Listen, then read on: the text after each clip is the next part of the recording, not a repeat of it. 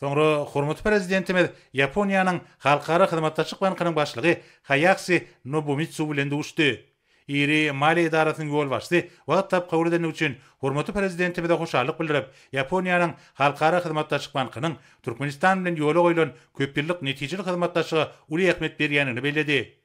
Şeýlekem Hayashi Nobumitsu döwlet başlarymyzy Expo 2025 bütün dünýä sergitine Türkmenistanyň milli gününiň açylmagy bilen gutlap, ýurdumyzyň öz milli gününi sergide ilkinçileriň biri bolup geçirmeginiň gowunurjy waka bolanyny aýtdy.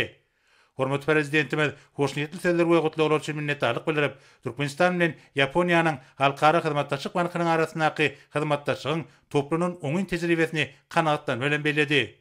Duşun başynda bellenşýäli Türkmenistanyň döwlet öz strategiýasy alama esaslanýan öňümçülikleriň düredilmegini, öňdebarjy we ekologiýa taýdan arasynda tehnologiýalaryň, innovasiýalaryň we know-howlaryň milli ykdysadyň pudoklaryny giňden ornaşdyrylmagyny gödüňe tutýar. Şoňa bilen baglykda bir orda Yapon kompaniýalary bilen durmuşa geçirilen taslamaryň ähmiýeti bellenildi.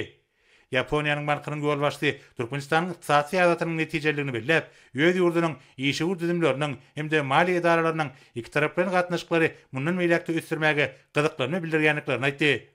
Duşun ahyrynda hormatly prezidentimiz Türkmenistan bilen Yaponiýanyň Halkara Hyzmatdaşlyk Bankynyň arasyndaky ýüzary beýiklikli hyzmatdaşlygyň geljekde de netijeli dowam etjekdigine ynam bildirip, Yaponiýanyň Halkara Hyzmatdaşlyk Bankynyň ýol başçysyna işini üstünlikleri arzu etdi.